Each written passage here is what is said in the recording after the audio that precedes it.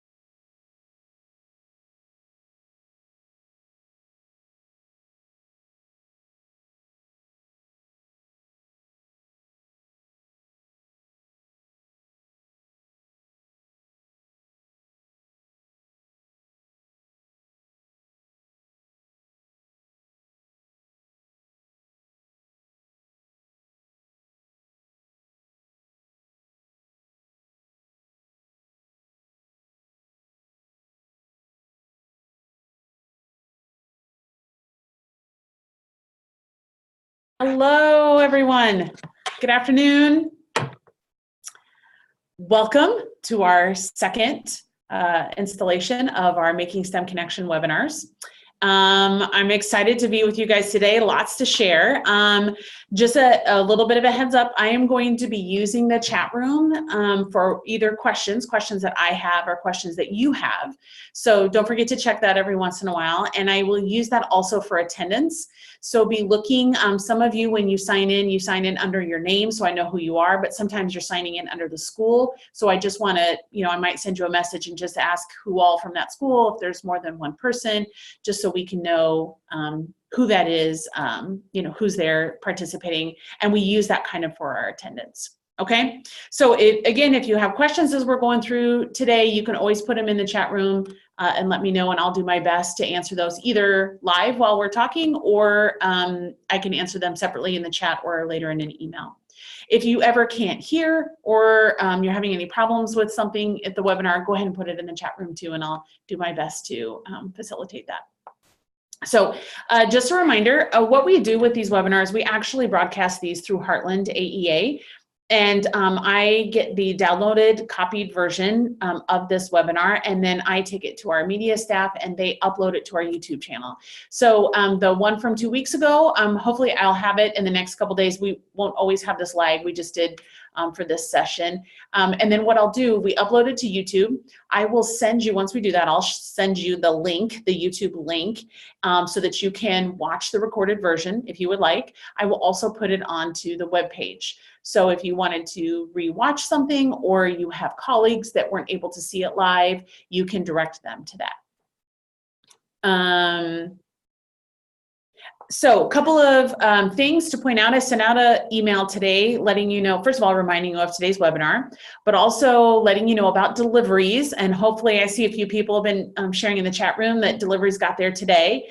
If you didn't get something today, you will get something tomorrow and or the day after. So it's a lot to ship out, so we ship it out in segments. So be looking for that. You will be receiving from us 2 boxes in your delivery. There will be a larger box and a smaller box. Each of those boxes will have its own checklist on the inside. Then we have gone through a process of double checking these. So hopefully you should have everything. You will see marks that we've made on there to verify that everything is in that box.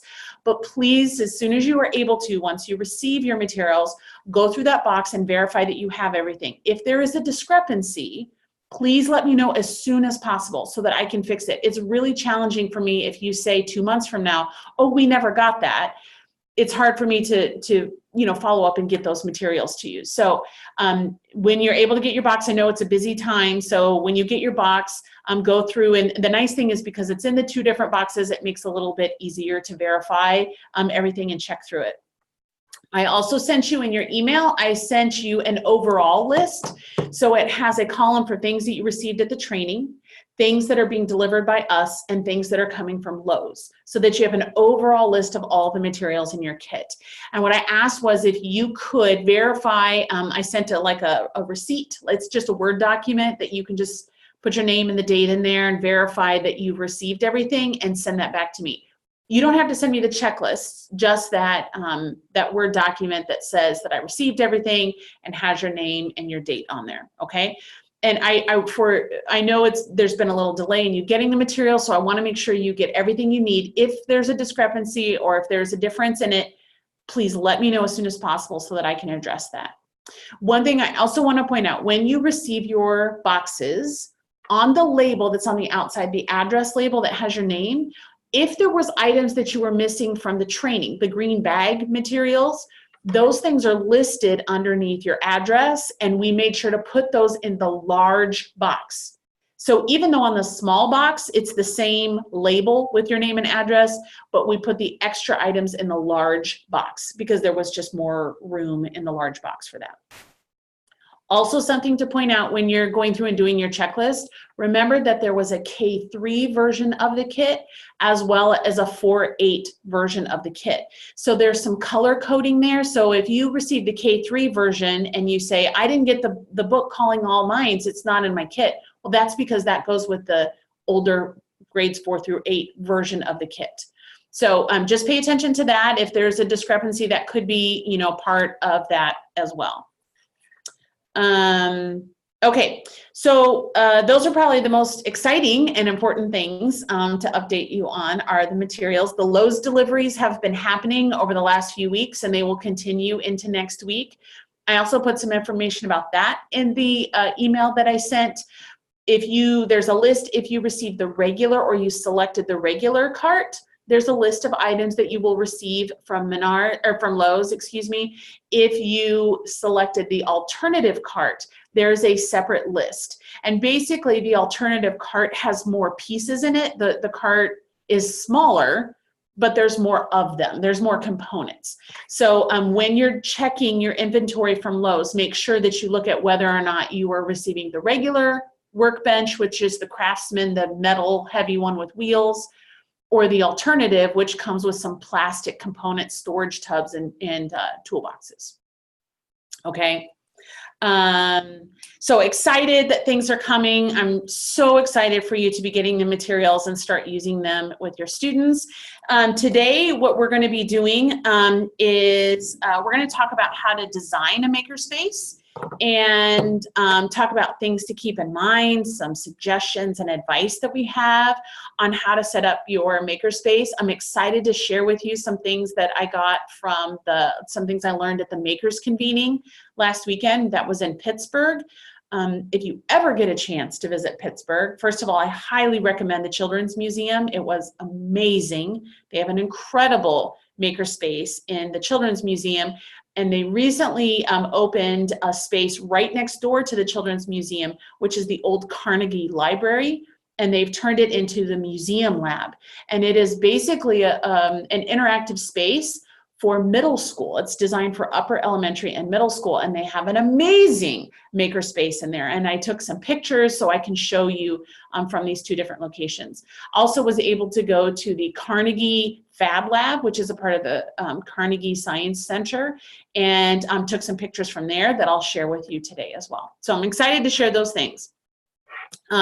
We are going to have a guest speaker today. I'm just checking in to see if he's on the call yet.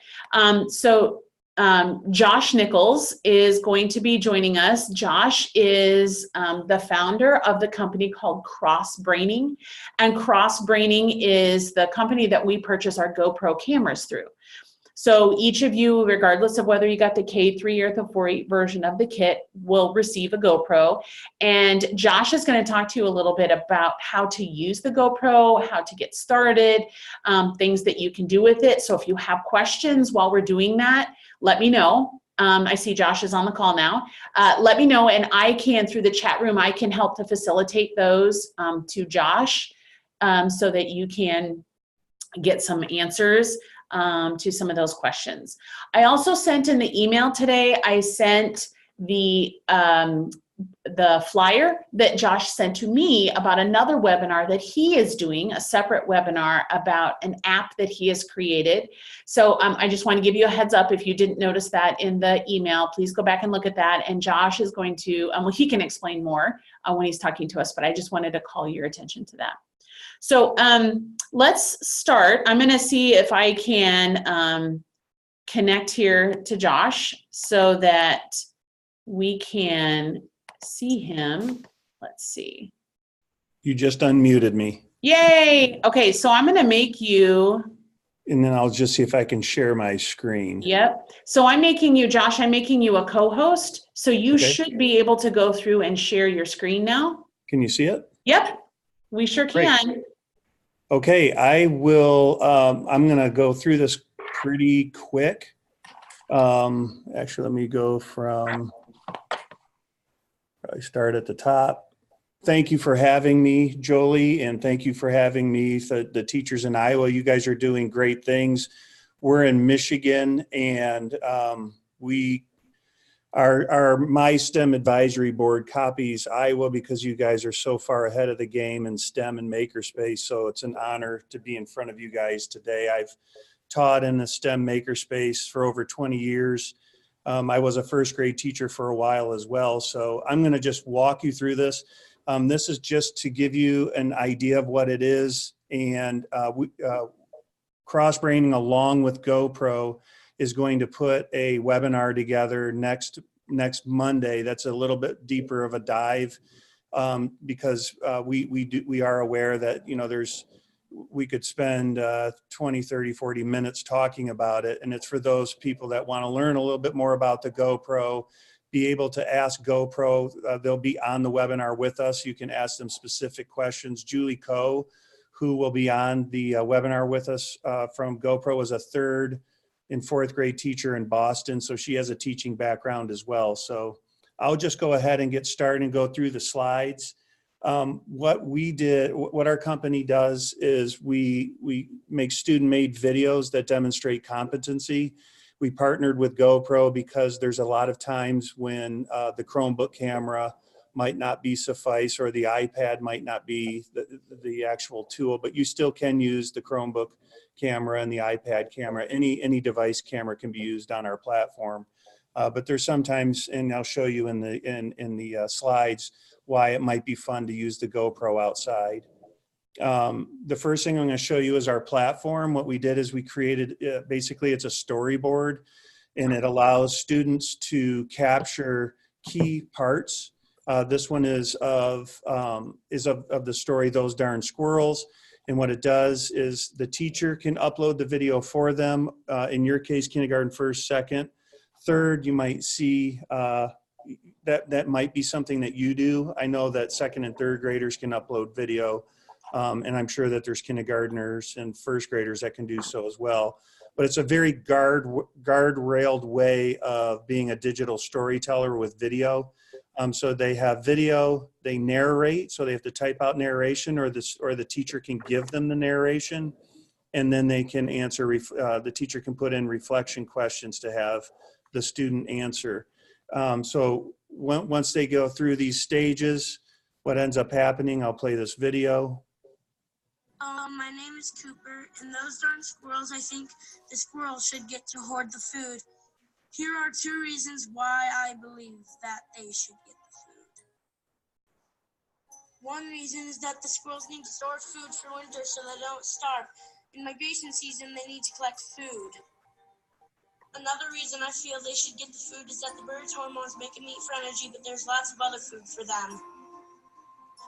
I have a strong opinion that the squirrels should get the food for survival. Read Those Darn Squirrels to form an opinion of your own. So that was just of a small book talk. And then now we're going to implement, I'll show you another video where I had them capture the book, them building a bird feeder, them building a catapult, because in the book, Those Darn Squirrels, they were being catapulted into the bird feeder.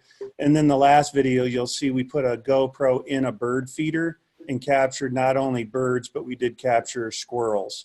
And I uploaded all of this video as the teacher, but the student can also upload video or activate their Chromebook camera or their device camera. And you can also use screen record, but I'll show you what this looks like. It's just very guardrailed video, because I, as a teacher, felt like video sometimes can be a black hole. So here's this one. Actually, oops, let's play this one first. We read Those Darn Squirrels by Adam Rubin and wrote opinion papers about supporting the squirrels or birds.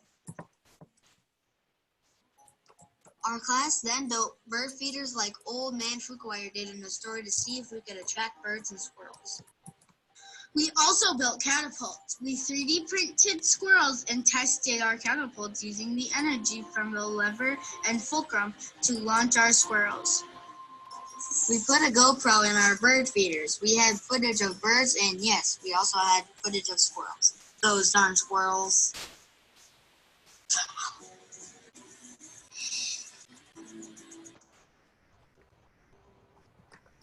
And so that's an example of a project, and then me or either the students capturing video, uploading it, and then I'll show you some of the what the platform looks like in just a moment. But this is a 3rd grader using a GoPro and doing it completely all on their own, and putting it into that storyboard so that they can tell a story about a marble maze that they built. So this was all done by a 3rd grader. Greetings, this is our plan for the Marble Challenge Maze. We will use gravity to move the marble.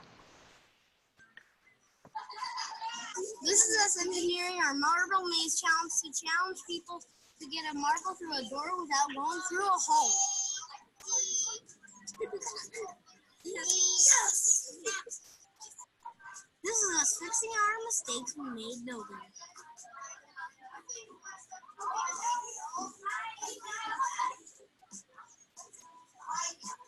This is us making and playing our marble maze game.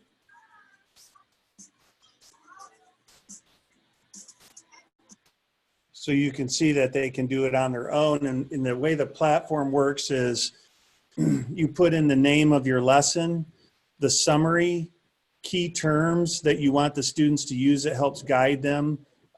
You can also ask them questions. Here's the reflection question part. And you can name those channels whatever you want. And so, and you saw in the earlier, it was plan, perform, polish, produce.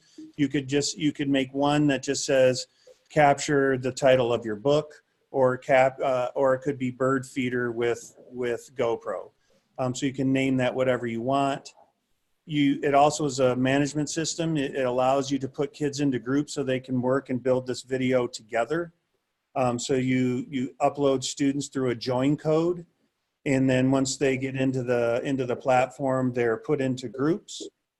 The next thing that is nice about it is that you can, if you want, you don't have to, you can assign group members different jobs and saying, this student right here, I want you to capture the first phase. I want this student to narrate, and I want this student to be in charge of the reflection questions to make sure that they're collaborating and agree on the way that they're going to answer questions. And so they become gatekeepers where those jobs can't be stolen from another person. And then you can track their group status. So as they're building out the video and narrating and answering questions, you can keep track of all the groups and know where they are in the project. And then on the student side, they see the different lessons. Like this one says Hot Wheels and ramps. You can assign them different lessons that you've created or ones that you found on our open source community, and that I'll show you in just a moment. And then on the student side, they see who's in their groups. You can put them in groups of 1, but you can put them in groups of 2, groups of 3. They see the key terms that they're focusing on, which are usually terms that our company encourages people to pull out of the standards. And then a project summary of what they're going to be doing in that Makerspace or in that Maker project. And then again, they start uploading the video evidence that they went through it. This is a Sphero lesson that they're doing. And then also there's a timer, and it lets the students know how much time they have left, so they're not creating these super long videos.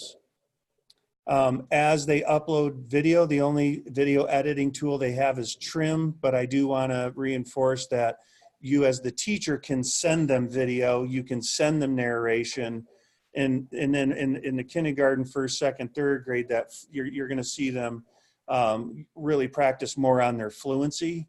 And so you can capture the Maker project as it's going along, upload and send it to them later in a very guardrailed way.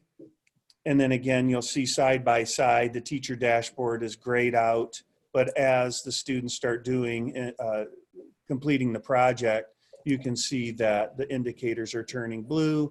And in the end, it allows you to go help like group 2, knowing that they're a little bit behind. And so it's a management system using video to turn in so that you can manage these projects and know where all the kids are. The next thing I'm going to quickly show you is our community. And in the community, you can set up your own groups. So the Science Center teachers, all of you could set up your own group and exchange lessons with each other through video, or you can chat with each other. So it's a platform built just for teachers. And one of the nice things is as you start feeling some success in some of the kit stuff that you have, you can go in and look at lessons. And if there's a lesson that you really like, you can share it to the platform, but then you can turn right around, and the teachers that are sharing the lessons, you can share them back to the app and then assign it to your class and edit those lessons. so that it's just a sharing site for all the maker stuff that you're doing in your class. And the way that I was talking with Jolie about it is, you know, there's a large number of you that have these maker kits. If each of you were to share one lesson, you would probably have access to hundreds and hundreds of lessons, and also just be able to lean on each other as you're experimenting with these kits and empower each other. The next thing I want to show you is, I'll go back into the slide, is we have videos. I'll play just a little bit of this that just walk you through the platform. I'm not going to show the whole thing, but it just walks you through. I'll play the first couple seconds. A lesson to a classroom. One way is from the lesson detail page. You can navigate to a lesson, click Assign to Classroom, and then choose a classroom. So you can see that we have different, we'll have some videos that we'll be sharing with you too, and we'll be going into depth with this next week on Monday. But this is the document that Jolie, I gave Jolie today. Julie Coe from GoPro will be joining us and working with you guys and trying to empower you. We're going to be giving you guys the subscription. It's a subscription, but we're giving it to you for free so that you can share lessons. And we're going to walk through how you can continue using it if you were to use it and to put lessons into the platform. But that's going to be next Monday at 3 o'clock Central, and we'll also record it and we'll give the link to Jolie, and we're going to be giving some GoPros away at the webinar. But even after the webinar, if you start using the platform, we're going to be doing some more GoPro giveaways. And then here's the link to that webinar, and I'm sharing also the link to the slideshow so you can go back through the slideshow and review anything that you want. So I hope I didn't take up too much time. What was that, about 13 minutes, Jolie? But that's the gist of it, but we can get into a lot more detail next week. I can tell you also, because this platform was built by teachers, that we had a workshop on Saturday, and I had teachers already sending me student-made videos today. So it's a pretty easy, simple platform, and we're trying to just make it simpler and simpler for the teachers and for the students. So there it is, Jolie. I hope it wasn't too much of a fire hose. No, Josh, thank you. We have a few questions from some of the teachers in the chat room. Sure. So first of all, they asked about the Zoom link. Can you go back to that for just a moment so that they can write that down? Yes, I will. Here it is. I'll share that. Were there some other questions? Yes. So some of them are asking about, are there certain types of apps or computer components that would be needed to use with this platform? Great question. It works on all devices. The ones that a smartphone can work, but again, you don't have much screen space on there. Chromebooks, iPads. The iPads have to have version 11 or higher, iOS version 11 or higher. It can work on Windows devices as long as it's Windows 10 or higher. But all Chromebooks, and again, it activates the Chromebook camera if they want to get their own video off of the Chromebook or the iPad. So thanks for that, Josh. And I think something too that maybe we can help share with these teachers is that this app, the GoPro itself that the teachers that you all are receiving in the kit, there's lots of different things that you can use with it. You don't necessarily have to use this app. There are other apps that GoPro has for doing editing. What Josh has put together is one that is a lot easier to use, and it has some structure and function to it, and would be a little friendlier for your students also, so that they could capture some of their learning and use that as evidence in a portfolio or something. So the thing is that Julie will go over that too on, I mean, even as one of the things that Julie and I talked about is just simply unpacking the GoPro. like how to even take it out of the package, all of those parts and pieces, not the parts and pieces, but all of the steps and just taking it out of the package to getting your first video. She'll answer the questions right there for you on Monday.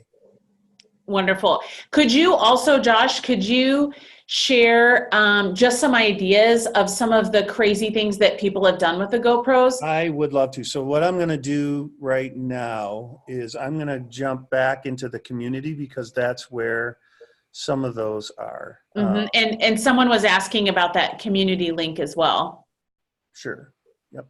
So this is it's community.crossbraining.com is the link for that. And when I click into it, the easiest way for me is to go into this GoPro lessons, and you will see this one's called Let's Mix It Up. So you could throw your GoPro into some water and put some food coloring on it or in it, and so that they can see. I won't play. I can play a little bit of the video. Our plan is to show how a mixture and solution are different. We assigned everyone jobs in our group. Here is a solution when you add a solute like food coloring to a solvent like water. The two combine and cannot be separated. We prove this by using a strainer to separate the solution. And a mixture is where you add matter with other matter and it can be separated. The rocks are in the strainer. So anything that involves water, that can be fun. I'm going to go ahead with the loop-de-loop. This is another fun one. Whoops, didn't want to do that. Wanted to go to the video where we put the GoPro right on the car. Our plan is to get our car to go through a loop-de-loop and pop our balloons. Our teacher showed us how We to put them test inside the energy balloon when and we how to popped measure it. We tested this ourselves. Potential energy decreases as kinetic energy increases. And I'll stop that one. So you can put it on top of experiments or in the experiment. This is a fun one too, rockets, we shot them up in the air. This will show how durable they are. All we started out with was a 2-liter bottle and some cardboard. Our goal is to be able to thrust the rocket into the air using water as fuel. We used a pressure of 110 psi. Our rocket had to be stable in order to get good results. You can see how durable they are. It's really for any, putting them into the assignment or putting them in that, getting that really nice POV or point of view. This one, I don't know how young of the age you could do with this. I would say maybe it's pushing first, second grade, but not possibly kindergarten. But what we did is we made superheroes that went little cases. Our plan is to show you. a zipline superhero that flies across the field. We built it out of cardboard by measuring the GoPro. We then painted our superheroes. It's time to test. We had a taut line and gravity forced the GoPro down because we have little friction. The straw had the least amount of friction.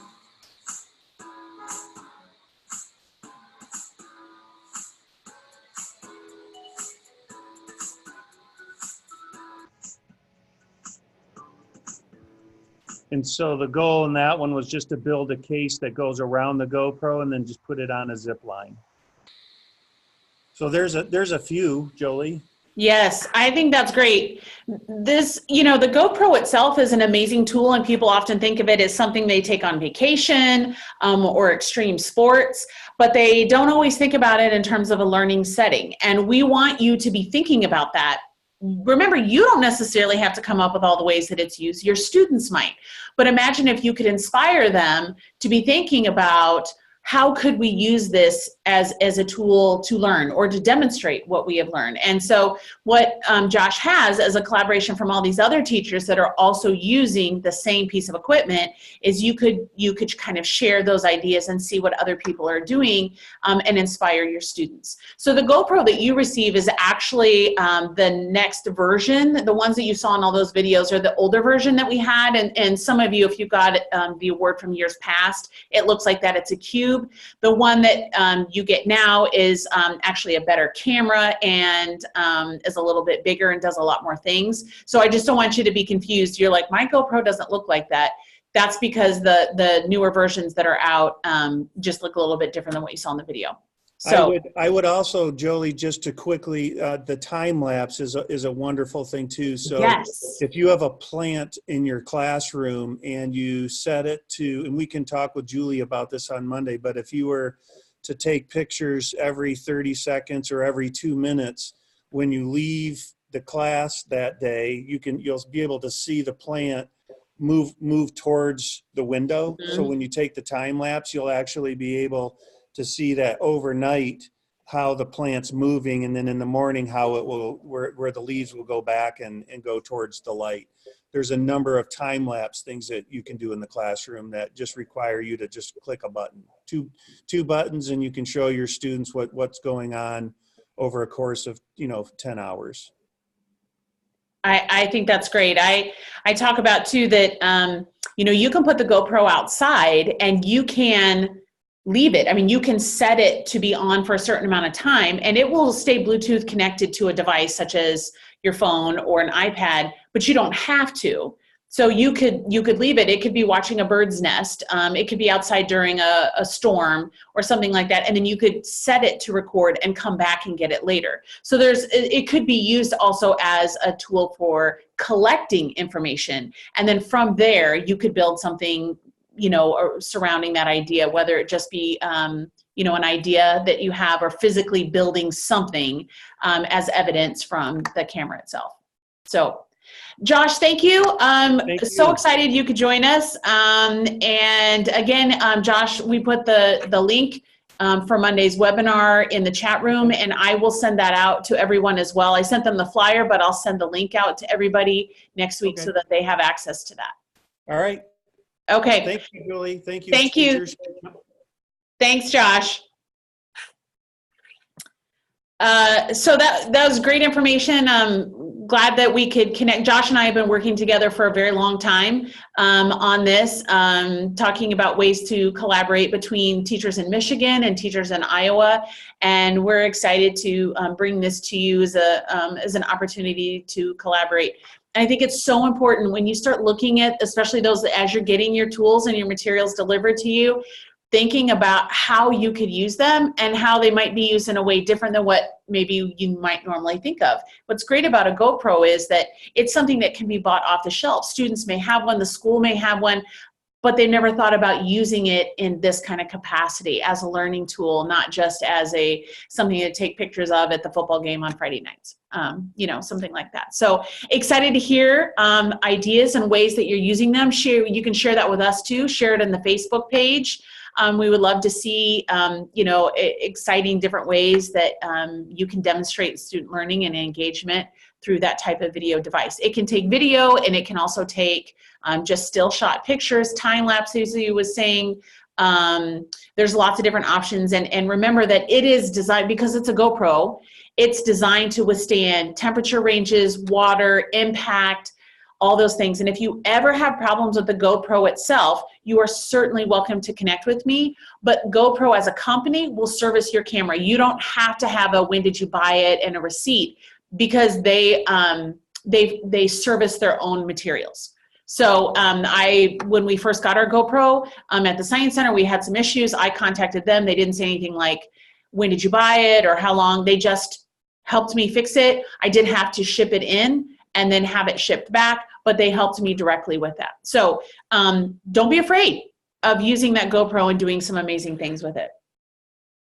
I love some ideas here. It could be really great for science fair projects, right? So students could think about, think of it as an authentic science tool. How can we gather data? How can we demonstrate learning? And they could make, in a digital sense, right? They could be building a video or creating some kind of documentation of something they've learned or ideas that they've had. Think about rovers that we send out into space. And the cameras that are on there, you know, Curiosity rover, and what did we learn about the surface of Mars using that camera? So, you know, have your students really investigate that and think about the documentation and the exploration that can happen on a digital sense with this as a camera, and do some really cool, exciting things with it. Okay, I'm going to go back now to our PowerPoint here for a little bit, and keep questions coming. Maybe be thinking about ideas or ways that you might use that GoPro. I see that Renee threw that idea in there into the chat room, so we could share with each other something you might try, something you could do, ideas that you have, and let's generate some of that conversation as well. So we're gonna spend some more time now talking about makerspaces, which is today's theme. And now that you're getting materials, or you will in the next couple days if you haven't already, a lot of educators want to know, well, what do I do with it? Where do I put it? How do I use it? And there isn't any one answer for that. There's a lot of different options. And so we're going to kind of go through today and look at that. And I have a few ideas and examples to share with you. First, I want to start off by showing you a little bit of a video. This comes to us from Ann Reynolds. Ann Reynolds is, she is the media space, the librarian at Crestview Elementary School, which is in Clive. And she is the one that provided us the video of the two young boys using the sewing machine that we talked about during the trainings over the summer. And part of the reason, we're not going to necessarily watch the whole thing, but part of what I want you to see in this video is how she is able to take the library or a media center or a place that is not specifically assigned to be a makerspace, but turns it into one for this period of time. So look at how she divides up the room. Make some observations of what the students are doing, what are the adults doing, how do they clean up, how do the adults check in with the students in the space. So just do an overall observation, and we'll talk about that a little bit when we're done watching the video. The Makerspace allows our learners to practice what it is that they need to know for their projects, and that's collaboration and learning from their mistakes. So this is just an opportunity also for them to have a little fun.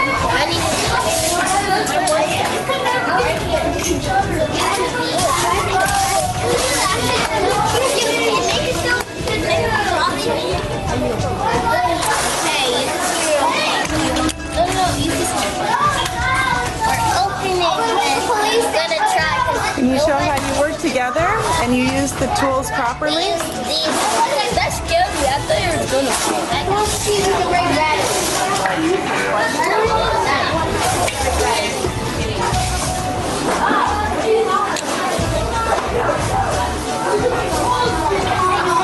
I'll come back in a moment. You show me when you're all done there.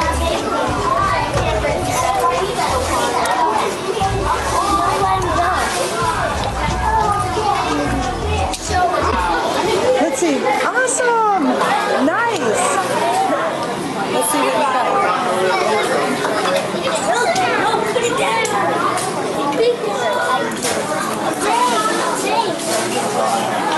Okay, let's do what they're doing. Okay.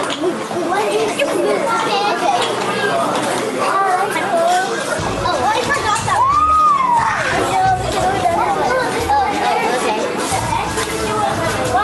Good, good, good. I did something weird.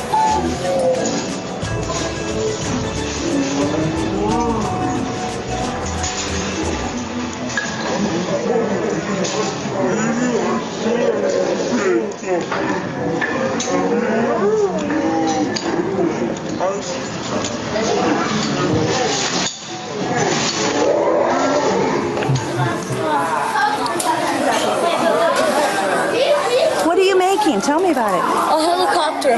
We're making a helicopter. Nice. These are the start the engines to blast has stuff. These are the wings. Are those wings? And these are to control them. Yeah, good job. It lets the kids be creative. It lets them use their imagination. Say. He loves that. I like this. These are horses. These are people. The little things are people. This is the swimming pool because it's blue. And we climb up here and then we just splash a dancing ball. So we dance over here. We have a party. It's a boss. You got a little town in here. That's great, guys. And these are our horses. Yeah. Let's go! Wow. That's awesome. Let me see you do it again. You guys got a race going? Yeah? Let's try it. No, babe. Wait, let me try. That's great. Good. Maybe if we push it. But that's not You may have to, yeah, that's not helpful. You're going to have to put another one on top. Can you put another one on top of that? What if you use this one?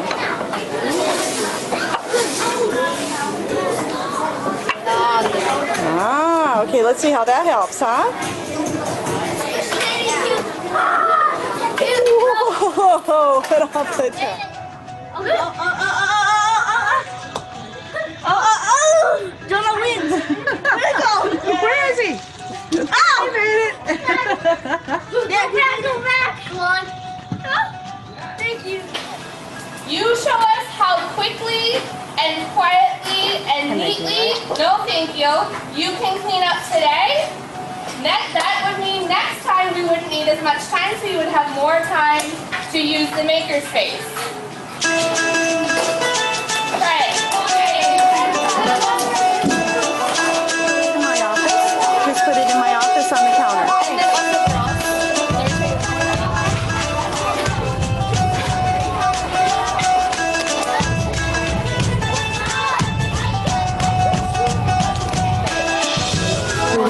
Building with Thomas and making stuff and doing teamwork. Many balls and we were like practicing and now we got it. It's fun. It's really exciting. You can do a lot of things with teamwork in it. Why Makerspace? Because it allows kids to fail. So it's okay when you take them to the Makerspace in the Media Center and they fail. Encourage that. They'll love it. So Anne is just an amazing educator. And you can see how she was able to transform the media center, the library, into a complete makerspace. So things that you observed, what are some things that you saw students doing or teachers doing, or ways that the space was converted? If you have any thoughts, you can share those in the chat room. We'll kind of see what ideas people come up with. We saw lots of different ages utilizing the space. We saw the room being sectioned, so lots of different activities happening. Any other ideas or observations or things that you saw? Different tables or walls for specific activities. Teachers were observing and asking questions. Kids were doing everything. Absolutely. Thank you for sharing that. High order thinking. Thank you, Val.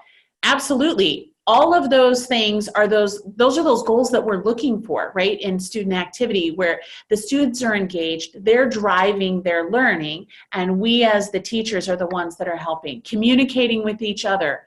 Absolutely. Having conversations with each other and explaining their learning and their process of learning to each other, as well as to the facilitators in the room. Notice it was loud. There's lots of noise, lots of commotion going on, but also lots of excitement around learning.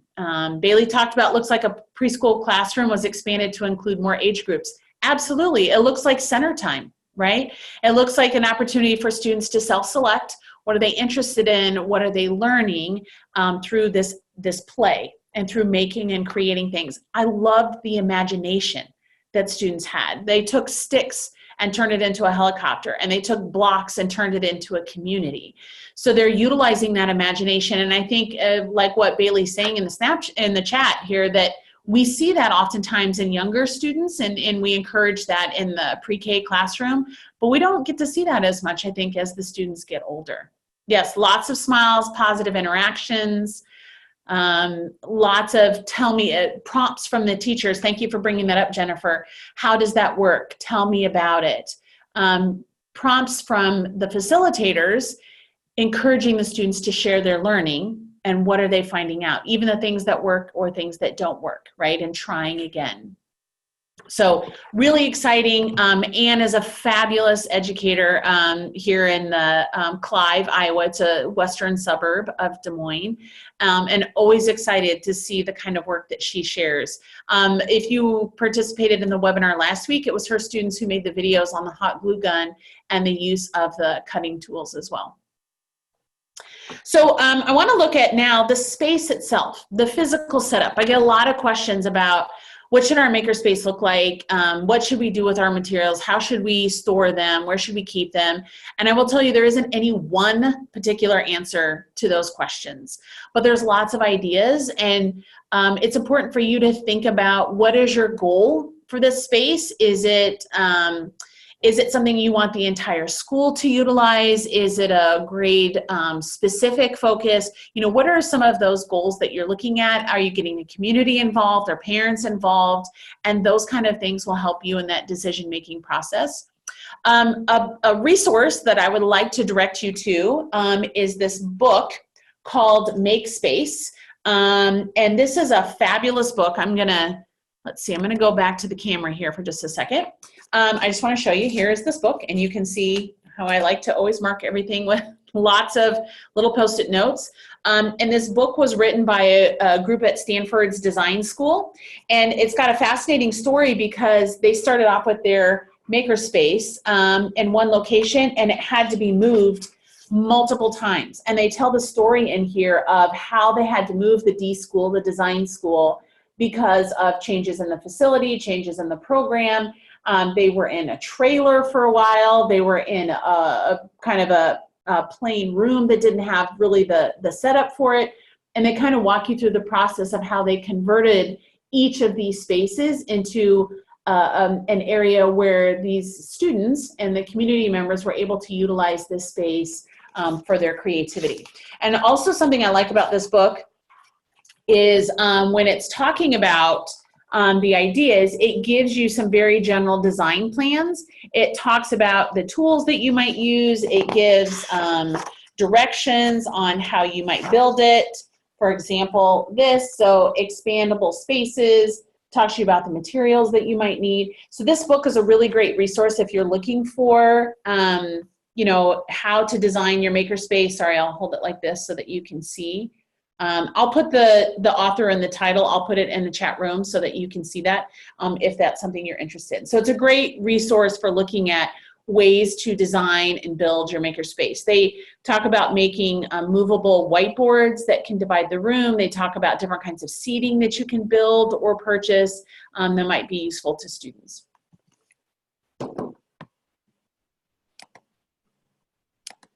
So something that they talk about in this book is the importance of the space, that when people enter this space, when students enter this space, it should inspire them. They should feel the energy of that room, so that space matters, right? And it will talk to them as far as being creative and encouraging them to think differently and to expand their ideas and to build something as a result of ideas or questions that they have.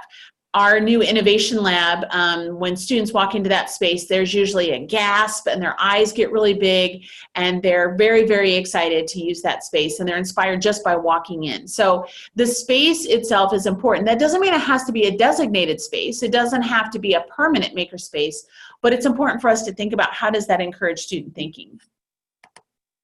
So let's say that you were to take just a blank room. You know, maybe you have a space and you're going to be turning it in to a makerspace. So something to think about Is the layout of the room what you want to have in the room? I have a lot of schools that ask me, what should we put in our makerspace? How should we set it up? And I kind of turn that question around to them is, what are some of those things that are important to you?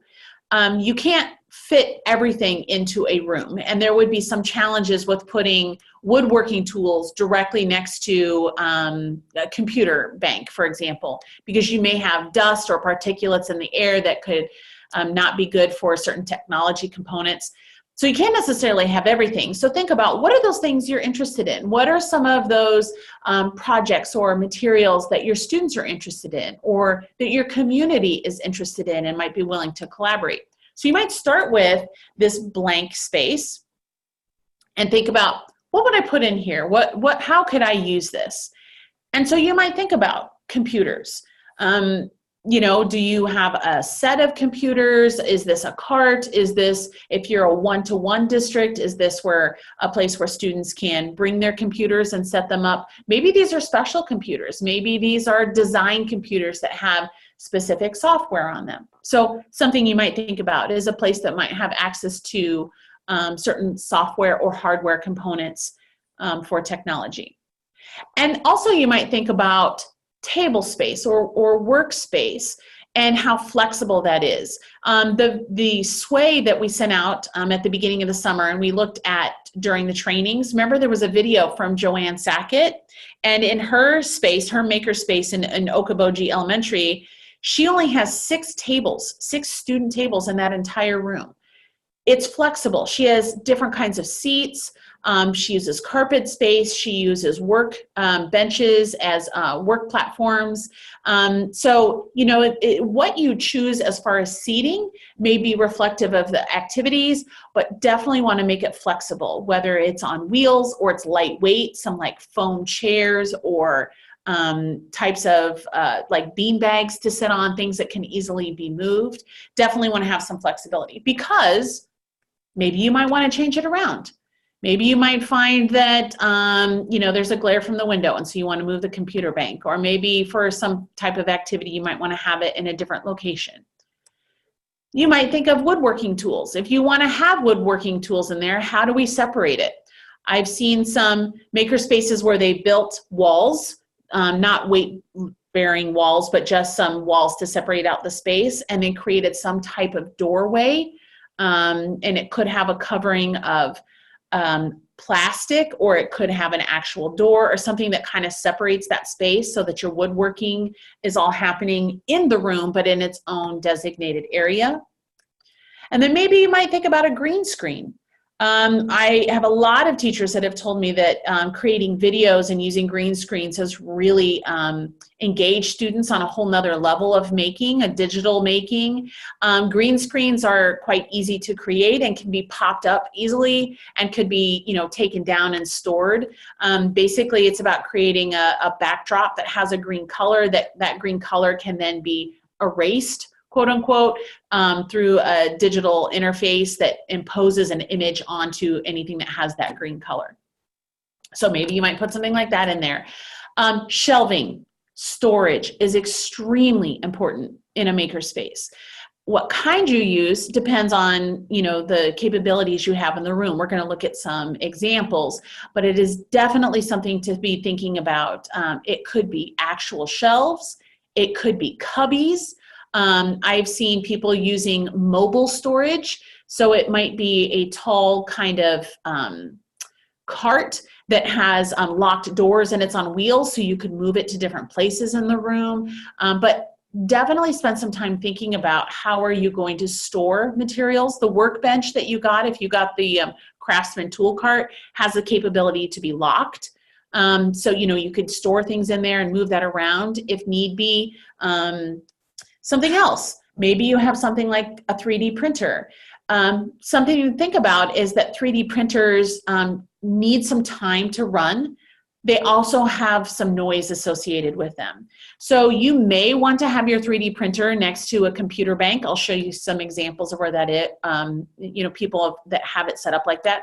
Or you may want to put it into a separate room or have you know, some sound, some equipment around it that could kind of block that sound. Perhaps it's something to think about, if, you know, if that's a way that you might use it in the room.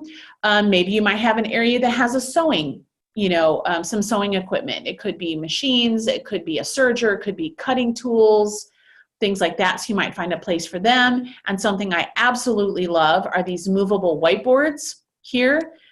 You can purchase them. You can also build them yourselves, and they can act as a collaboration space for students where they can write down ideas. They could draw out plans.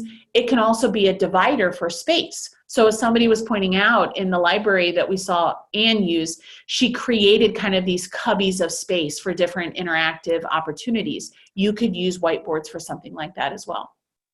So this is just, you know, a suggestion of a layout. As we were designing our innovation lab, something we spent a lot of time collaborating about was where to put power. If you have, you know, if you're renovating a room and you're working with an electrician who might say, where do you want to have outlets? How much power do you want to have in the room? It's worth having a conversation to think about, where do you have access to? You could have power coming from the ceiling. I'll show you some examples of that. You could have it in the floor, a track system. You could have it in, you know, normal spaces against the wall. You could also have it at counter height. You know, you might ask for some plugins to be put at table height so that if you have tables against the wall, students can plug in tools easily into those outlets. So just some things to think about in how you might set up or design your space. So what I have for you are some things to keep in mind. 5 ideas or suggestions to keep in mind when designing your makerspace. And remember that the makerspace may be temporary. Exactly what Anne did. She puts those materials out during the time those students are in the media center, and then they pack them up and put them away. So this could be a temporary makerspace. It could be a classroom. It could be a designated makerspace. It could be a pop-up space. But regardless of if that capacity, here's some things to keep in mind when you're setting up a makerspace in a learning environment. Number 1, safety. So we want to make sure that the people utilizing this space feel like they're in a safe environment. And so there are some characteristics of a makerspace that would facilitate that. First of all, good lighting. If you can have natural lighting, that's wonderful. It's really important that things are lit so that you can see things, that there's not, you know, some vision issues where something is, you know, they can't see it clearly, or they're not using tools in a well-lighted area. Think about things like power cords, as we were talking about. If you're going to have power cords throughout the room along the floor, maybe think about ways that you could cover those. You could use like gaff tape, which is like stronger than duct tape for holding down cords so students are not tripping on them. Are these power cords surge protected so that what they're plugging into them is safe in that sense? First aid kit. Always want to have a first aid kit, not only accessible, but that everybody knows where that first aid kit is located. You will receive a small first aid kit in your materials for making STEM connections, but you may want to have more, or you know, a larger kit depending on the size of the space. Some schools make tubs for teachers to check out materials and take those with them into the classroom. So maybe you need to have a first aid kit that is in each one of these totes or these tubs, if, you know, materials that are leaving a space and going somewhere else. Ventilation, I'll show you some examples of that later on in pictures too. Access to fresh air, you may need to have some type of device that cleans the air if you're using woodworking tools or even laser cutters, things like that. Ventilation is very important. Clear walking paths. It can easily become a dangerous place when students have overflowing materials on the floor. And so you may want to create some designated paths. Maybe you mark them with tape, or you say things like, we always have to have this open so that students could get out of that space, or it's not a tripping hazard. So it's not just a place of physical safeness, but we also want to have emotional safeness in our makerspace. We want to encourage ideas. students to share, celebrate ideas, even if that idea is one that isn't utilized in that classroom, or if a collaborative group comes together and one idea is selected, we still want to encourage the sharing of multiple ideas and all personalities. So we want to make sure that our space is safe. This is an example of a makerspace in a library setting. This is in a library in the Chicago area. I find it very interesting because you see the books and the media opportunities surrounding it, and they've created this space in the center, really, of their library. So it has some division to it, but it's not completely closed off. There's still lots of natural lighting. You see the windows that are, bringing light into this entire space, and there's no roof structure that would be blocking that. You can see that people can easily get into this space, but it's still a little bit separated, for what they have in there. So it's an interesting idea of putting this it's not really a pop-up, but it's like a tent almost in the middle of the library that's creating a makerspace right there. Step number 2, allow for collaboration. We want to set up a space that encourages our participants, our students, to talk to each other, to share with each other. We saw that in Anne's video. We talked about that, to have discussions, share ideas, peer review, all of those kind of things. So flexible seating is important for that. That would allow them to move their chairs around and create small work areas. Whiteboards for sharing ideas. Having a mobile whiteboard or multiple versions of that is really great for students to write things down, to draw ideas, share with others, leave comments.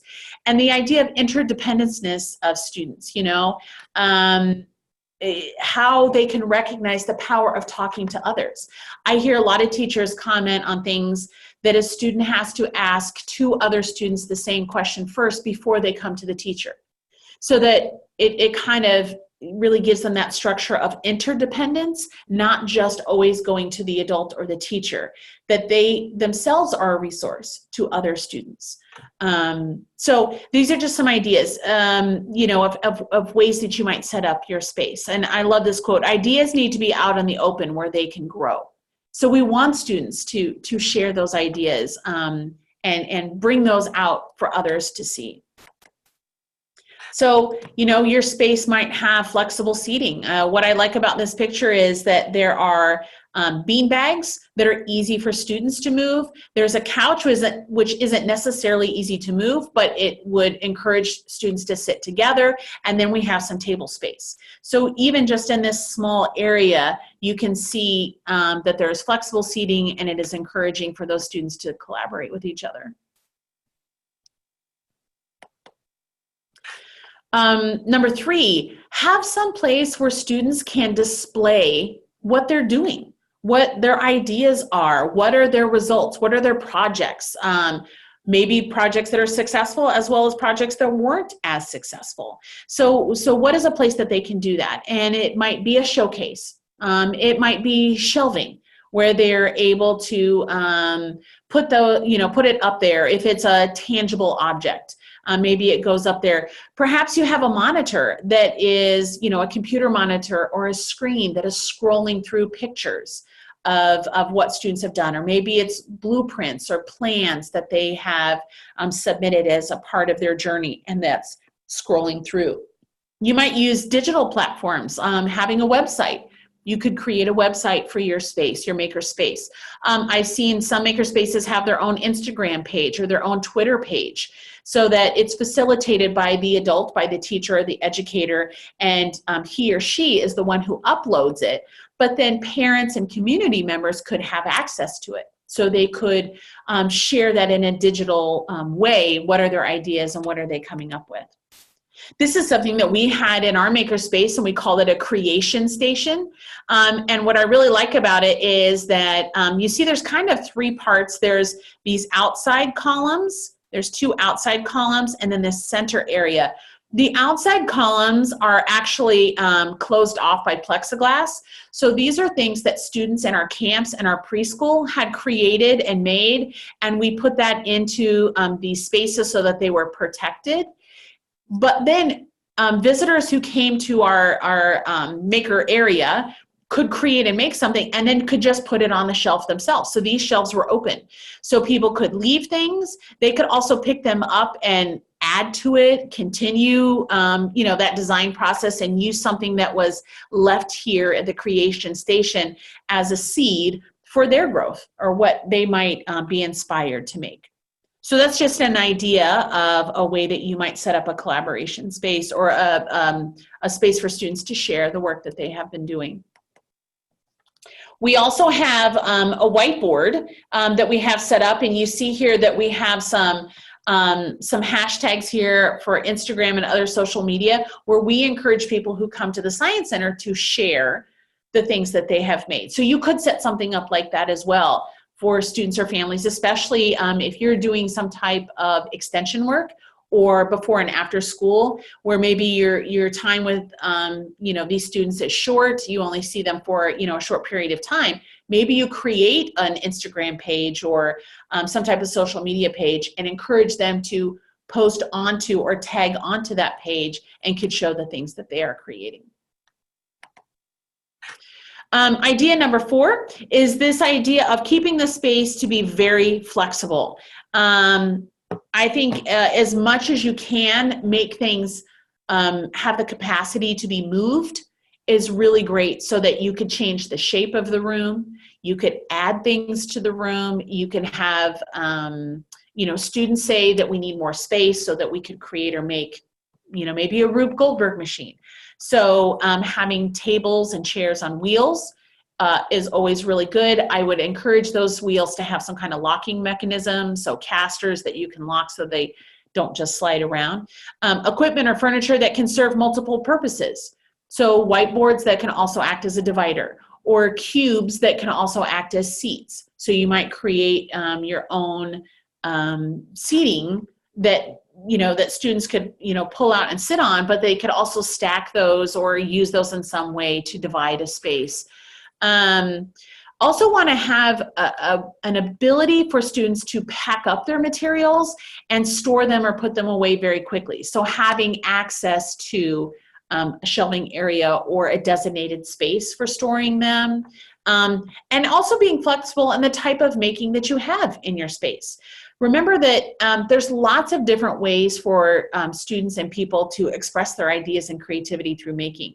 And it could be through music, I've seen some people create musical maker spaces, and it could be a sound room, like a mixing room, where they're recording music and they're creating product that is audible. It may not be tangible, but it might be audible. A kitchen could be a maker space. So some of you have access to family consumer science rooms or rooms that have the components that you could use for baking or cooking food. So that could be an option. Things like textiles. I've seen maker spaces in schools where they have screen printing materials. That they're making t-shirts and they turn it into a business. That could be an option. Agriculture could be your maker space. You might have, if this is a 4-H group, or maybe if this is an FFA program. So the barn, the garage might be your maker space. You can, social media might be a maker space, or just social interactions and systems. So not just being flexible with the tangible components of your maker space, but also in the themes of what you're making to begin with. Those can be flexible as well. So I put this picture in here for a reason, because I like that it's very modular, which creates flexibility. And sometimes we might look at a space like this and go, "Ooh, that looks really cool. I like how color coordinated it is. I like the tables, and they can be pulled apart and moved." And that's true. There's some components of this picture that I like. But this room also seems very kind of sterile. Everything is packed away, and while you see computers at the desks, you don't necessarily see the tools. What is inspiring the students in this space? So don't feel like Everything has to be put away and closed behind a shelf so that you don't see it. Messy makerspaces are very inspirational to students because it encourages them to think about materials in a new and different way. So don't feel like your makerspace always has to be clean, tidy, and perfectly matched. I'm going to show you some examples of makerspaces that look very different than this. And then the last idea and suggestion that I have is keeping your supplies and tools very visible, having access to them so that students know where they are. In Joanne Sackett's video in Okoboji Elementary, she had a closet where all the tools were on shelves and they were easily marked, so students knew they could go into that back room and pull things as needed. So they were easily accessible. I've seen different examples. I've seen clear boxes, so people storing things in clear containers so you can see what's inside. I've also seen probably one of the more exciting ones is the show Mythbusters, and the spaces that they use for making, they use just plain white boxes like letter boxes or document boxes that you might use, legal boxes, and they're white, and on the outside they just write, these are tools for soldering. These are scrap pieces of wood, fabric, plastic bags. And they store things in those white boxes and then they put them up on shelves. So even though you can't see into the box, you know what is in the box. And so that's an opportunity as well. Things like pegboards. You're going to see examples here in a little bit of different types of pegboards that you could either hang tools from or attach baskets or other types of storage devices, and labeling those containers so students know what is in them. And it may need more of an explanation. So instead of a technical term for a tool, it might be things for, like I said, things for soldering or things for sewing. That might give them an idea if they're trying to solve a problem using a specific technique, that the materials that could help them might be in that box. They may not know the specific name. They may not know what a seam ripper is, but if they open that box and they know it has something to do with sewing, they might look at that tool and then you could help them to understand that they could use that for removing something they've already stitched together, removing the seam so that they could then, reposition it or sew it together in a different way. So now what I'd like to do is to show you some examples of different makerspaces and what they look like. And as we go through here, I'm going to point some things out, and I welcome you to, in the chat room, if there's something exciting about that or questions you have about any of these rooms or these ideas, you're welcome to do that. But I just want to show you, some different ways. There isn't any one way to set up your space. So this picture, and some of these are places I've actually been to. Some of these are just ones I got off of the internet. So I'll let you know about the ones that I've personally been to or seen and give you a little bit more insight. What I liked about this picture are these boxes. You can buy these from Uline, and this board that's behind it, it's kind of like a French cleat, which I'll show you another example of that too. But what you can do is take these boxes and you can move them around and hook them to this wall or to this board in various configurations. And so you might decide things that are up higher, maybe those are for older students, so younger students don't have access. Or you might put things that are lighter weight and easy to reach up and grab from that, shelf up there, and heavier things down below so that they're not trying to reach up high to get a hammer and then they drop it onto themselves. So I like that idea. I noticed that there's some shelves up here. Maybe you have a step stool. We use that in our innovation lab to have access to the things that are higher up. Maybe it's intentional that it's not in this picture so that students aren't climbing up there to get it. I like over here, students can also post or hang up some of the work that they have been doing. I like this table too. You see the power here that is kind of on the backsplash. That makes it easier when you're plugging in tools like a sewing machine or a soldering iron or a 3D pen, so that you don't have wires necessarily going all over the table or all over the floor. So those are some great ideas to think about. These pictures right here, these are from the San Francisco, from the Exploratorium, and this is their Tinker Lab, their Tinker Space. The book that you received in your kit, The Art of Tinkering, was written by the people that facilitate this space. And it's really the whole museum or science center, the Exploratorium, looks very industrial. So this theme that you see here in these pictures is carried out throughout the whole space. And so just some of it is kind of sectioned out to be their makerspace. But something I like here on the left is you see their table. They have a dividing wall here made out of cardboard tubes. You can also buy these from Uline. They're for shipping things like posters or long tubes or something like that you might store in there. And they just drilled them together. We use this also in our makerspace. This is what divides our tool area. So it's a very easy way to physically divide a space that's not very heavy. And they just have all these materials that are just open and laid out for people to come up and work on. You see some of their display places here behind, and it's a double-sided cabinet. So you can see it from the inside of the tinkering space, but you can also see it from the outside. I love the chandelier.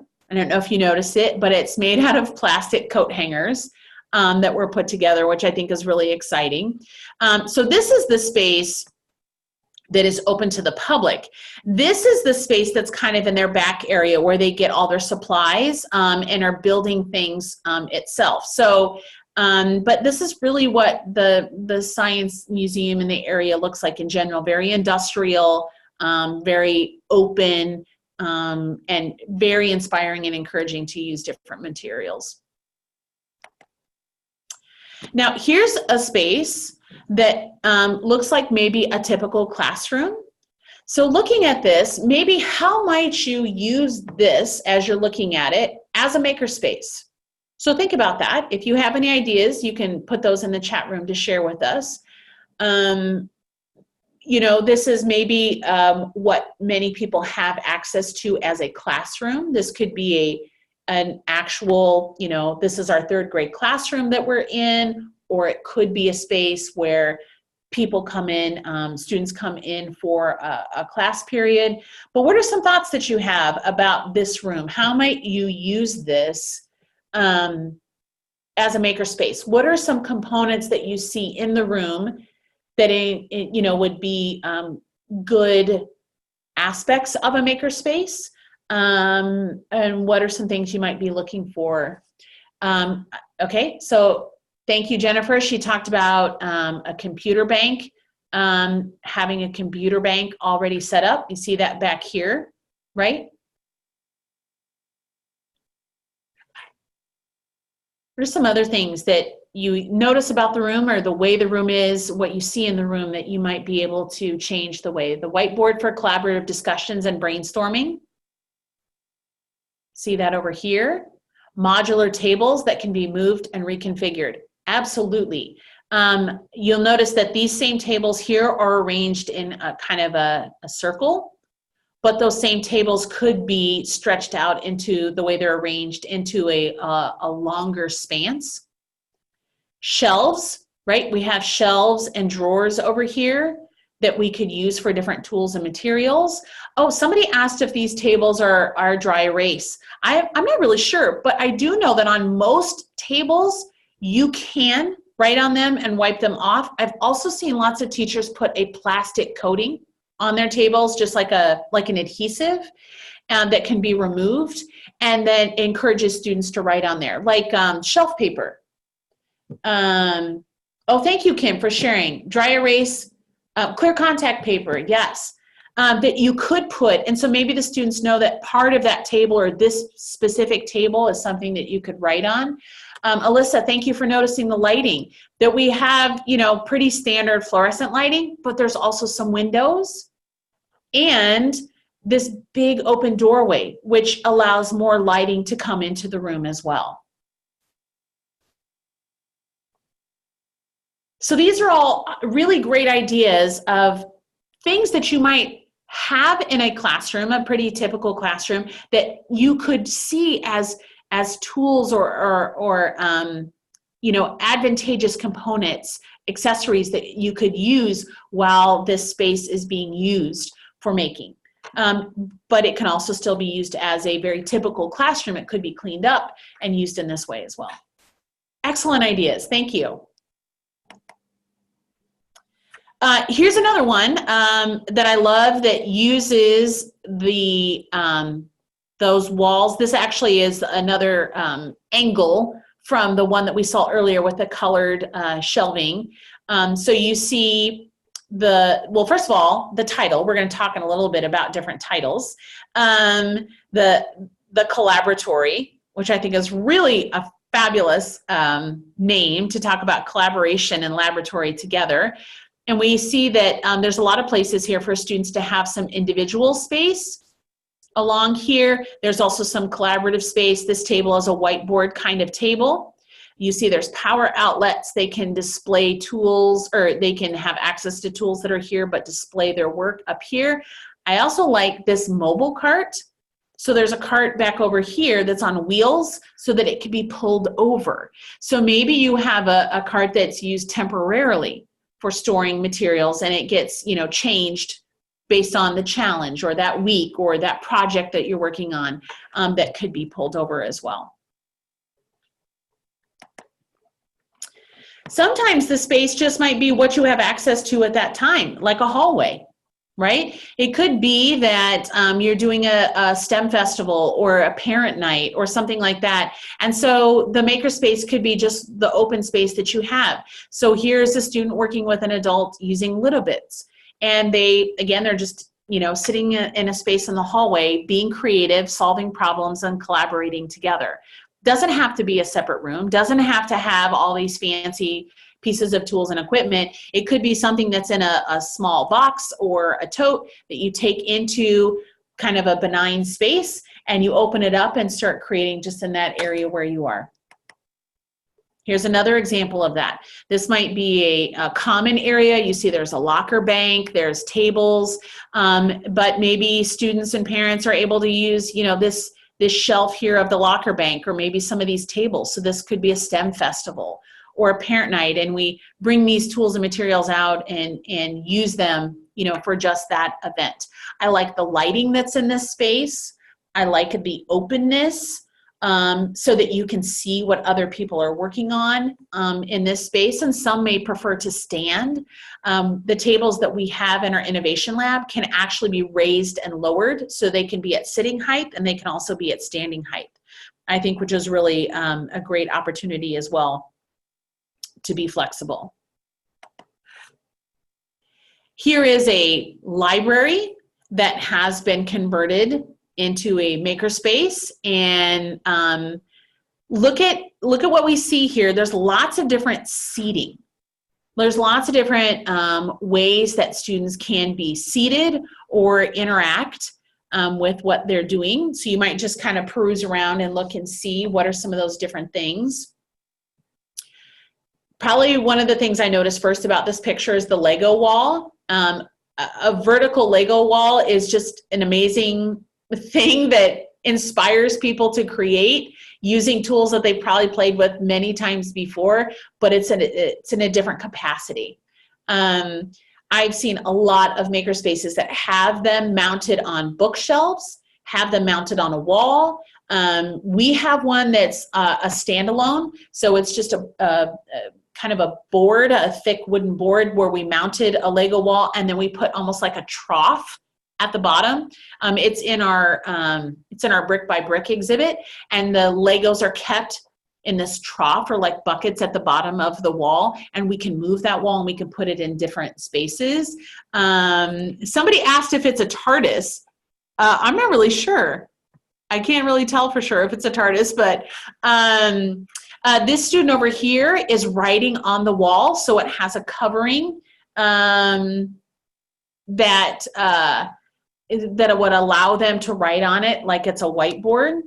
Some other things I wanted to point out is we have kind of, standard cloth covered chairs where people could sit. You see students choosing to sit on the floor.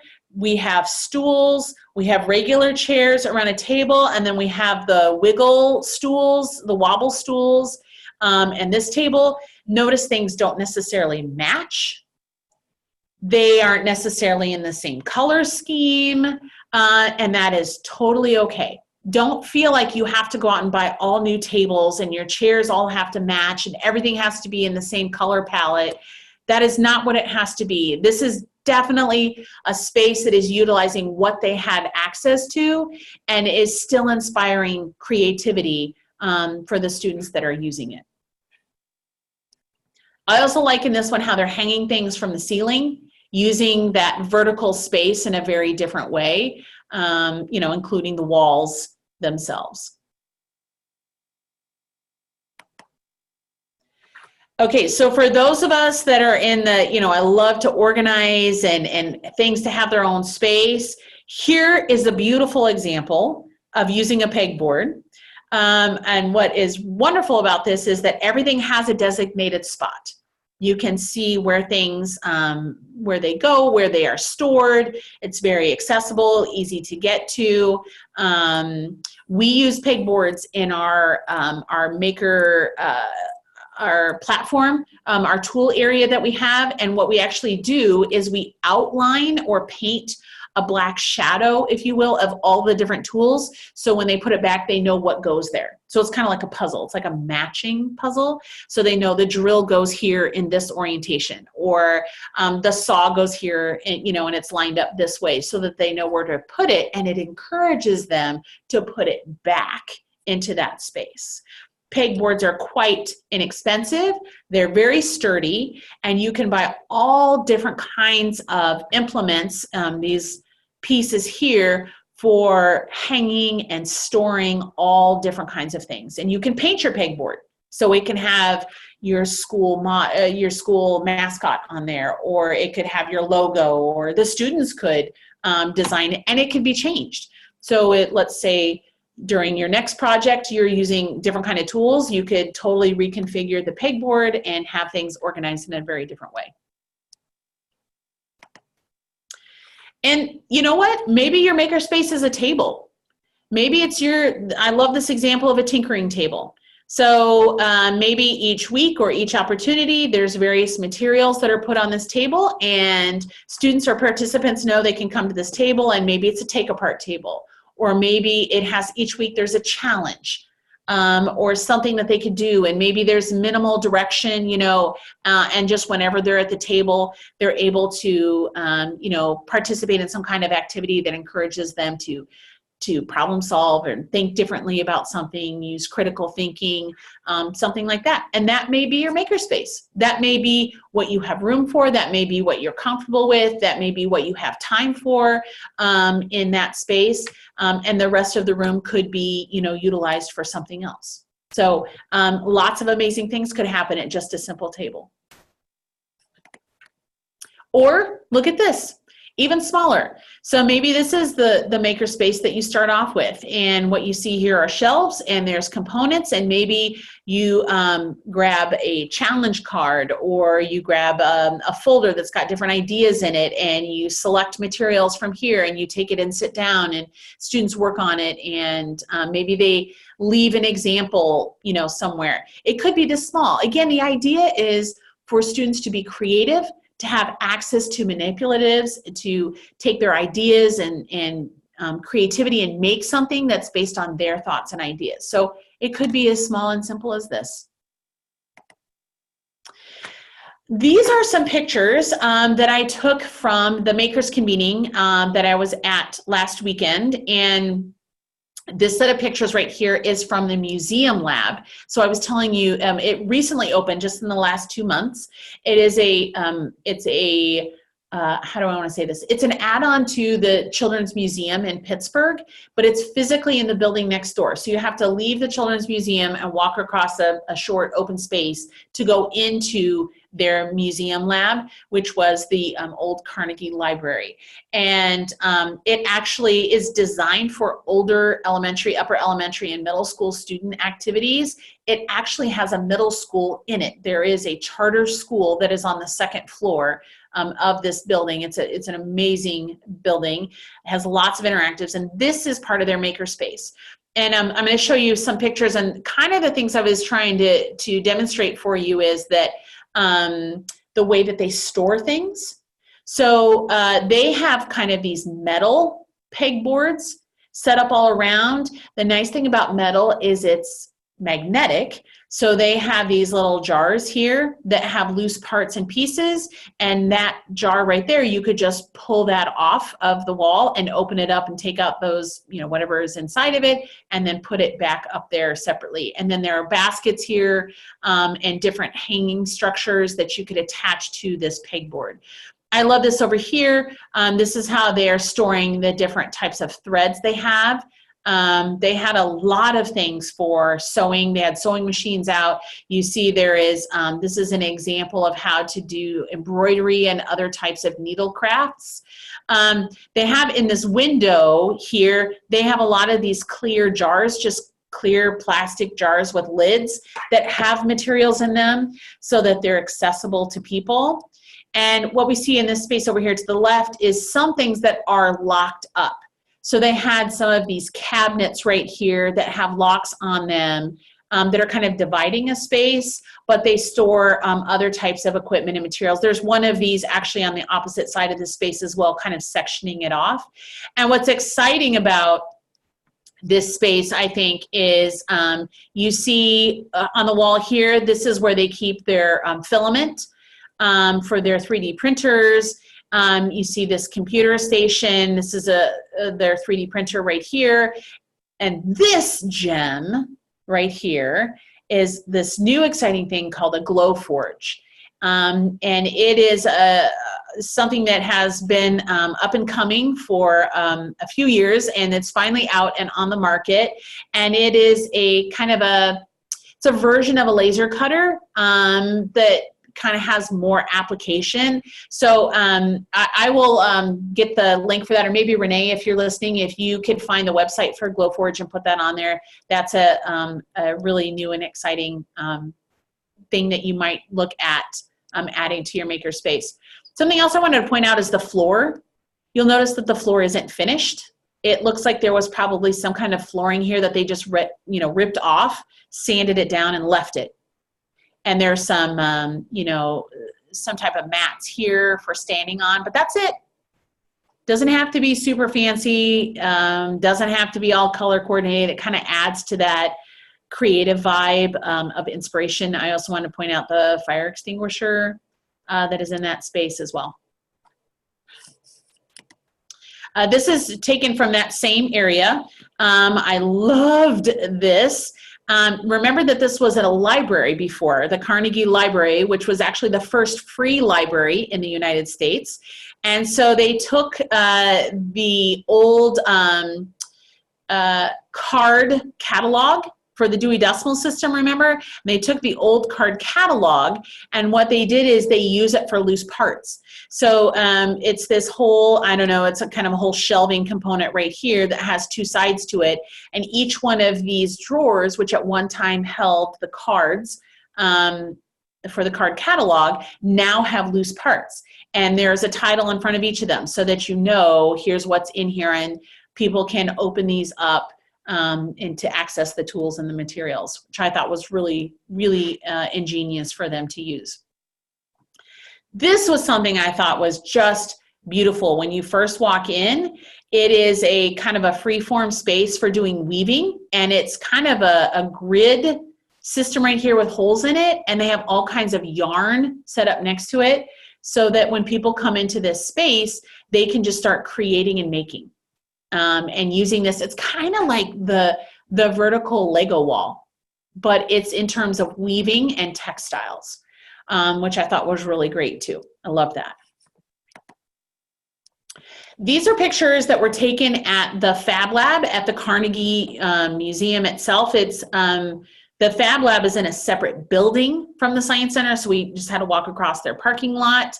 But what I wanted to show you was how it has, this one isn't as fancy and as colorful. This looks like a real workspace. So this part of the area that they have in their Fab Lab has the computer bank.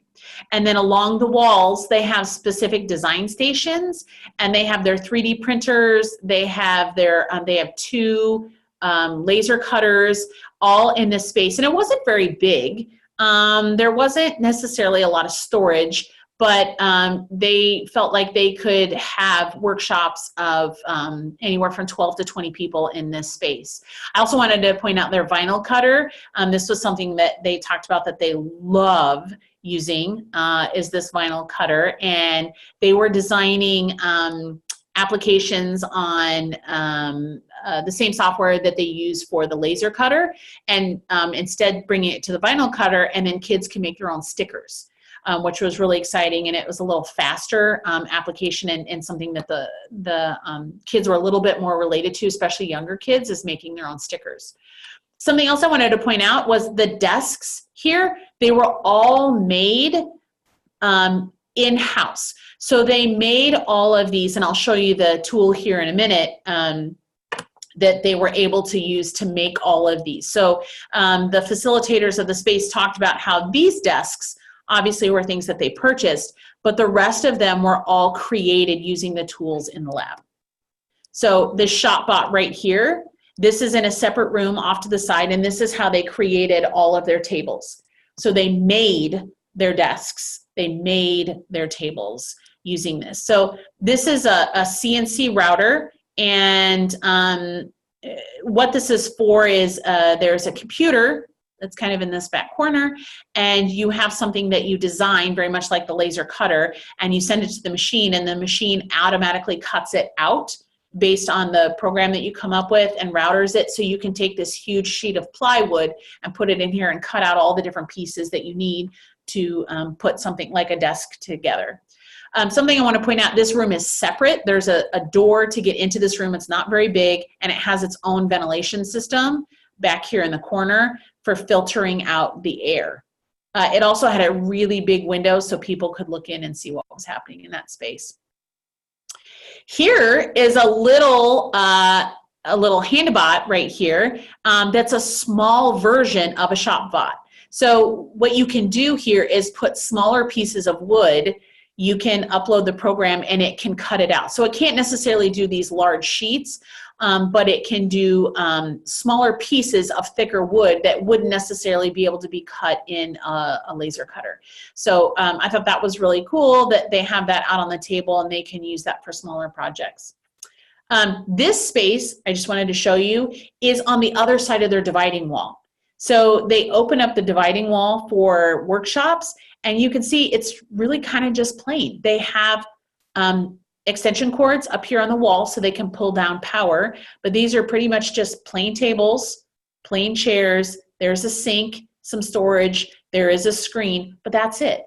So one side of the room, we go back, looks like this, and this dividing wall, and then the other side of the room looks like this.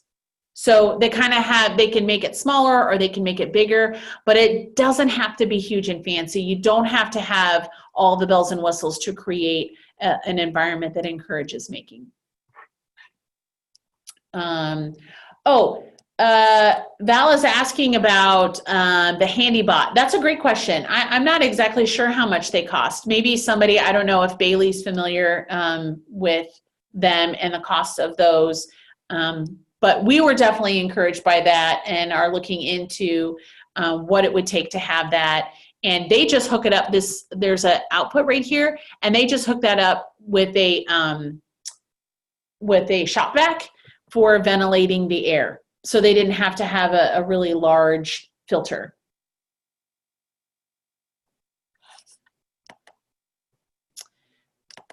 Blank screen. So some other things to think about when you're designing and setting up your makerspace is that the teacher doesn't need to be the focal point of the room. There doesn't have to be a front of the room, or a place where instruction comes from. You know, the focus should be on students' ideas and creativity and you as the facilitator. So there could be a space that is a front, but it shouldn't always be the focal point of the room. It doesn't have to be completely clean and fresh all the time. It doesn't have to be shiny and new. A space scattered with lingering ideas and artifacts really inspires and encourages continued work. And students might have, you know, new ideas or be inspired by what others have done previously if they're able to see what they're working on. So it definitely needs to have an amount of order to it where things are put away, but that doesn't mean that it has to be completely sterile at all times and nothing out and that is encouraging students to think about what they might create. Also, you don't have to have it all figured out right away. Don't feel like now that, you know, for example, you've got making STEM connection materials that you need to have it all figured out, know exactly what the space is going to look like. It's a process, right? So what it looks like now might be different than what it looks like next month, which might be different than what it looks like next year. Begin, you know, with some components. So you might create an area where we do this, or this is a place where the tools are, or something like that.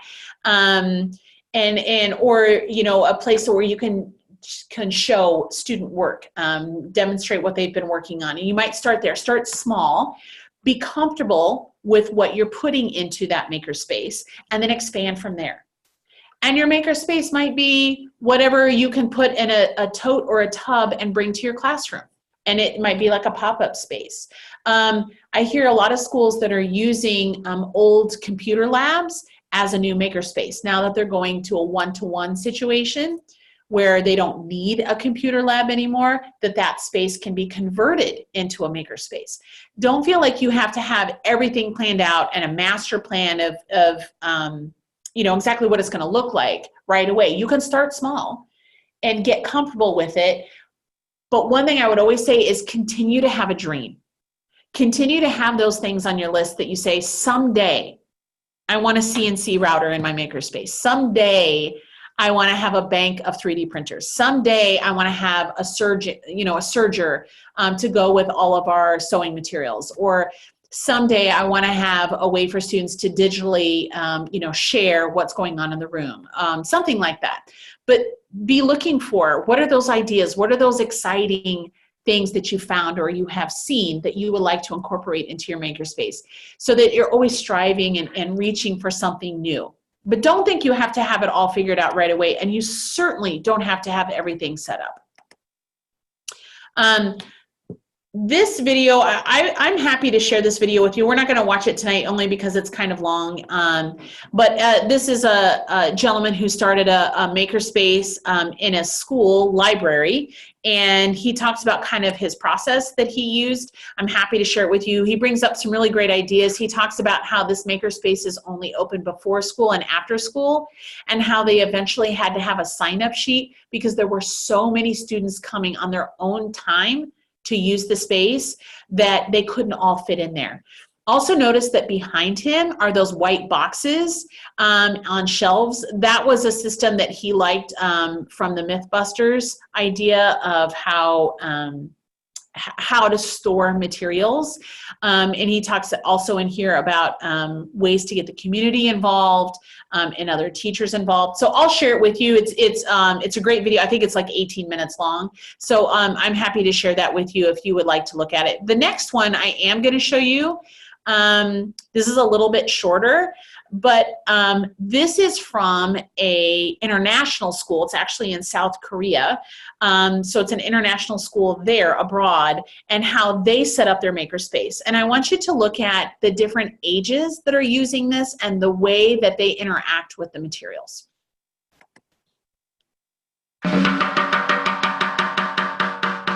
Welcome to our Makerspace.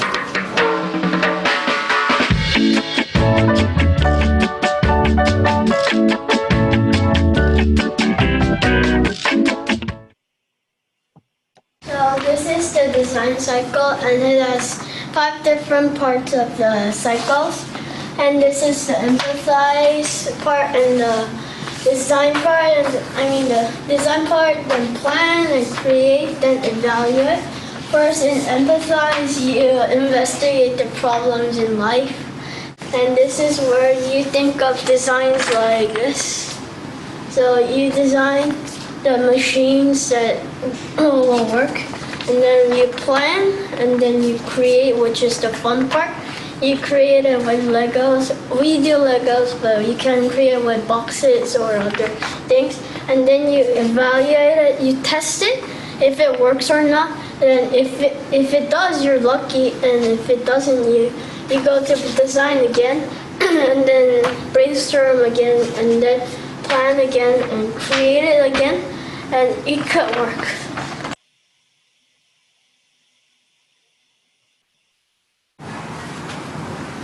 This is how the room works. Here's lots of Legos and lots of kind of them. Here's some pins, gears, and wheels. And here's some trays that you can take some Legos that you want, and you bring it and you make it. And we have lots of NXTs, and one of project is this one, what I made with games, this kind of game. And there are scissors and pencils and glue guns and glues, and there are a lot of different materials to choose. This is Pico Cricut, and this is motor, and this is LED light. It has cool sensors and work with Legos. We have nice big tables and chairs with wheels on.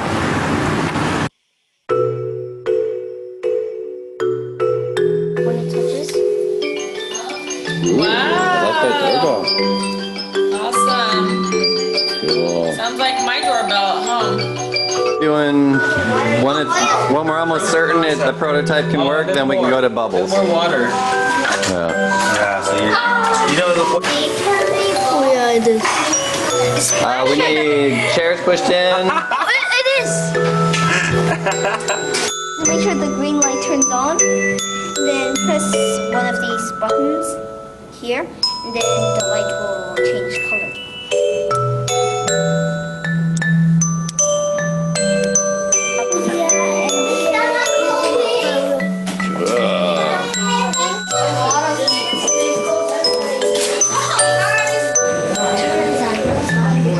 Well, we'll see what it does here. It's going to be interesting. Oh yeah!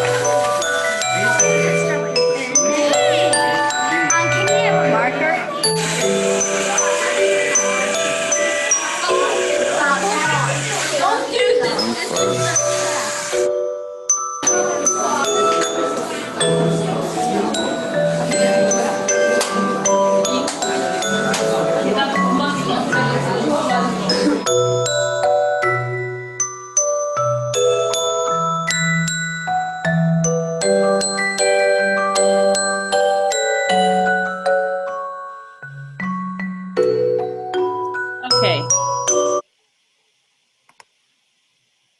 So what I really like about that is the way that they organized the space so students knew where everything was. So when they were having thoughts and ideas, they could say, oh, I know I want something that does this, and they know exactly where to go to get that. I also love how they have their design model posted on the wall. The student at the beginning that was talking about that, how he said, you know, this is the process that we use. So something that encourages them to follow that design process and to remember, you know, that sometimes if something doesn't go right, the idea of iteration and how we go back, right, and maybe redesign and look at that again in a different way. So I just really like that example and saw some amazing things. I like how they use high-tech and low-tech materials together in the space. Something else that you might look at is a great name. And so thinking about your makerspace or the maker activities, you might come up with a name. So here are some examples of some names of different types of makerspaces. So you see our local one here in Des Moines called Area 515. Fab Lab is one that's used a lot. It's kind of a franchise. There's a lot of Fab Labs around there. Ours is called an innovation lab. That's what we call it. And we have an innovation team that works on the innovation lab. But there's some great, the tinkering studio right there at the Exploratorium in San Francisco. I showed you some pictures from there.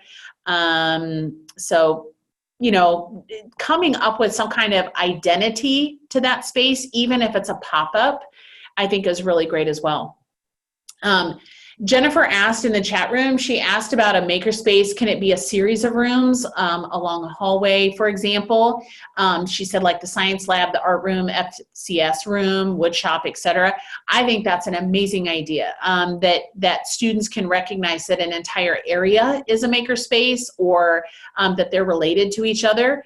Our innovation lab actually has some large doors that open into an area that we call Principal Hall, which is a very large multi-purpose room. If you came and did the trainings at the Science Center, we were in Principal Hall. So what's really nice is that sometimes we can open that experience and it can spill into that space. So for example, last week, the last few weeks, we've been doing our homeschool science series. And what we do is we have those doors open and students can be in the innovation lab, but if they need more space to spread out, they can kind of spill out into Principal Hall, but still have access to come into the room, the innovation lab, to get materials and take them out into that area in Principal Hall. So I think Jennifer's idea of kind of a continuous space that encourages that, I think is wonderful as well. I've seen lunchrooms used as a makerspace or a place to showcase what has been created in a makerspace. I think all of those are really, really fabulous ideas. Some ideas, if you're looking for some more ideas, I shared with you last time about the Youth Makerspace Playbook. So the link is here that you can connect to it. When you go there, it's, as I was telling you last time, it's a PDF. So you can just download the PDF, or if you would like to print it out, you can as well to have that. But it's a great resource for how to use a makerspace when you're involving students and young people. What does it look like? How do you get parents involved? I'm going to reference certain pages and parts of it in all of our webinars, but you will find some information in here about how to set it up, how to set up a makerspace, things to keep in mind, and ideas to move it forward. Another resource, oh, here. Well, I went ahead and clicked on it. Oh, I don't think you can see that. Let's see. Let's go to our next slide. Maybe. No. It wants to keep opening the link. Okay. The Invent to Learn book that you got at the training, it was in the green bag. This is another excellent resource of ideas. Chapter 11 focuses on spaces themselves. So ideas, strategies, planning tools, things like that. And I took this quote from that chapter, and I really like it. It says, when people enter a room, it is human nature to size it up and get a feeling of whether they belong or not. Does it feel familiar? Would I like the people that create and occupy this space? Your makerspace should have a gender-neutral answer. It's about making an effort to show that all kinds of interests and activities are valued. So I think that's a really great thing for us to keep in mind, especially when looking at access and equity in making, is that students feel comfortable in that space and they feel represented in that space and they are inspired by the space. So that could be based on the color of the walls. It could be based on the materials they have access to. It could be based on the person facilitating it. All of those are wonderful ways to encourage creativity in our students. But this space, it's very valuable to spend some time thinking about the space itself and what does it look like, especially to those that are using the space. Okay, and just a reminder of our next webinar will be on Tuesday, November 5th. We're going to talk some more about technology and how to use some of the components of technology that came in your kit. Our guest speaker for that day is going to be Nick Batres. He is from MergeCube, and he's going to talk to us a little bit about how to use MergeCube, how to use the EDU app, and other ways that we can augment learning through augmented and virtual reality. So that's what we're going to have on our next one. If you have any questions at 6:30, so I want to finish, but if you have any last minute thoughts or questions, please feel free to put that in the chat room. And remember that we will upload this recording to our YouTube channel, and I'll send out the link so that you can share it with friends, or if you want to go back and look at anything. Thank you so much for your contribution, for your time, and any thoughts and ideas that you have. And I'm excited for you to get all your materials. If you have any questions, remember you can always contact me and ask me. All right? Thank you so much. Enjoy the rest of your evening.